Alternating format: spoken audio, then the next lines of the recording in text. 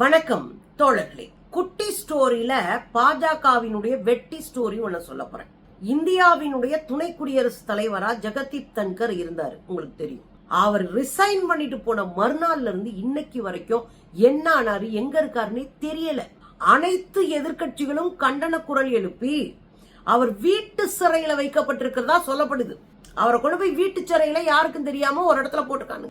இப்ப எதிர்கட்சிகளா இருக்கிற இந்தியா கூட்டணியில இருக்கிற ஆட்கள் தான் கத்தி அதை அறிக்கை வெளியிடுங்க, அவர் எங்க இருக்காருன்னு சொல்லுங்க, நல்லா இருக்காரா, உடனடியாக எங்களுக்கு தகவல் தெரியணும் அப்படின்னு கடுமையான நெருக்கடியை பாஜகவுக்கு கொடுத்துட்டு இருக்காங்க.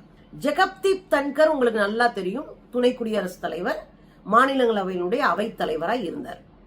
அவரை பத்தி நம்ம அடிக்கடி பேசிட்டே தான் இருக்கோம். ஜெகதீப் தன்கருடைய பதவி காலம் 2027 வரை இருக்கு. ஆனா 2025 ரிசைன் பண்றாரு.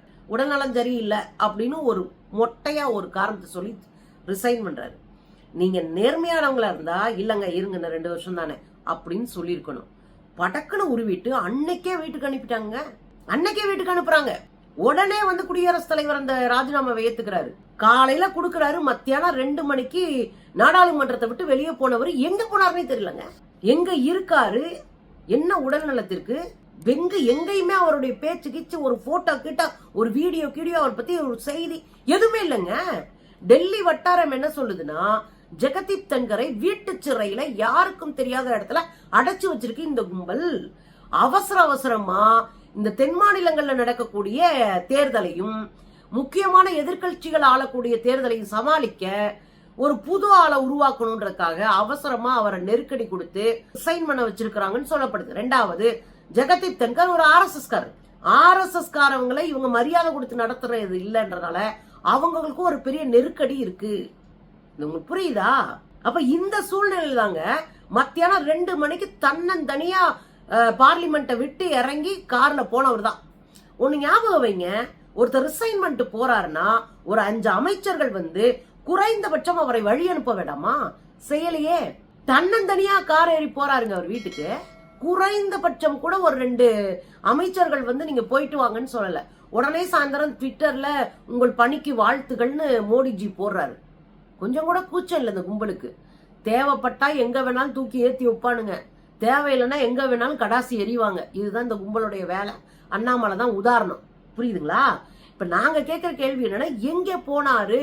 ஒரு மத்தியானம் 2 மணிக்கு போன மனுஷன் எங்க இருக்காருன்னே தெரியல. அவங்களுக்கு பாதுகாப்புக்கு இருக்கிறவங்க, அவங்க கீழே வேலை பார்க்கிற அலுவலர்கள், அவங்களுக்கெல்லாம் தொடர் வேலைக்கு அப்பால் இருக்காங்களாம். பல்வேறு எதிர்கட்சி தலைவர்கள் இந்த இவர்களை தேடுற பணியில ஈடுபட்டா எங்க இருக்காருன்னே தெரியல, இருக்கிற இடம் கூட தெரியலையா. இப்ப பாஜக வட்டத்தில் இருக்கிற 1-2 பேர் சொல்றாங்களா, அவங்க வந்து வீட்டு சிறையில் வைக்கப்பட்டு இருக்கிறார். ஒரு துணை குடியரசுத் தலைவரை வீட்டு சிறையில வச்சுட்டு போலியா இன்னொரு குடியரசுத் தலைவரை தேர்ந்தெடுக்கிற ஒரு அயோக்கியத்தனமான வேலை பார்க்கிற இவங்க கிட்ட என்ன மாதிரியான ஜனநாயகத்தின் நியாயம் எதிர்பார்க்க முடியும்? அதுல கபில் சிபில் கேட்கிறாரு. உங்களுக்கு தெரியும், வழக்கறிஞர், காங்கிரஸ்ல மூத்த தலைவர்கள் ஒருத்தர். அவர் போட்டு பிரிச்சு எடுத்துட்டாரு. லாபட்டாஸ் லேடின்னு ஒரு படத்தை கேள்விப்பட்டிருக்கீங்க.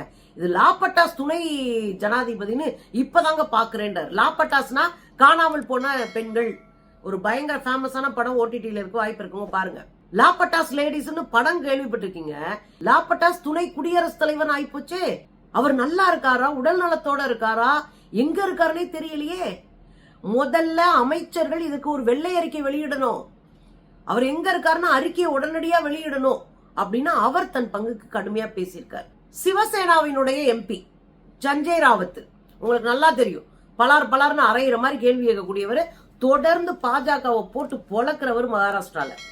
இந்த சஞ்சய் ராவத் சிவசேனா கட்சி, ஒரிஜினல் கட்சி இருக்குல்ல, அந்த கட்சியினுடைய எம்பி. அவர் என்ன, மோடிக்கு கடிதம் எழுதிட்டார்.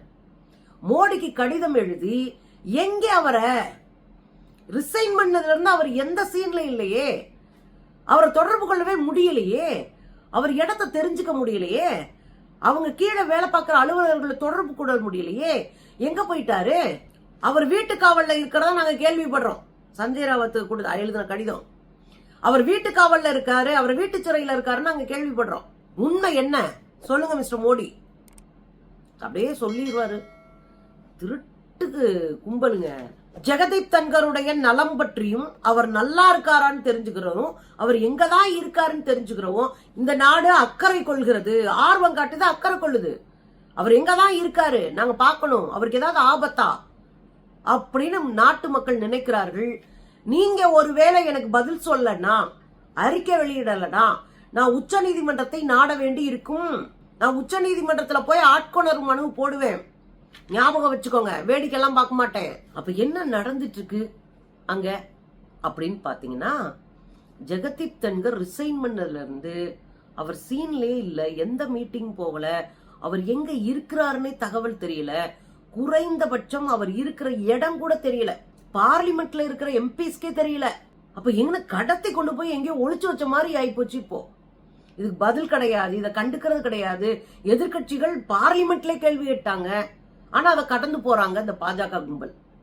புரிஞ்சுக்கோங்க, எதை வேணாலும் செஞ்சுட்டு ஏப்ப விட்டுட்டு ஒரு கும்பல் போகுதுன்னா அது பாஜக கும்பல் தான்.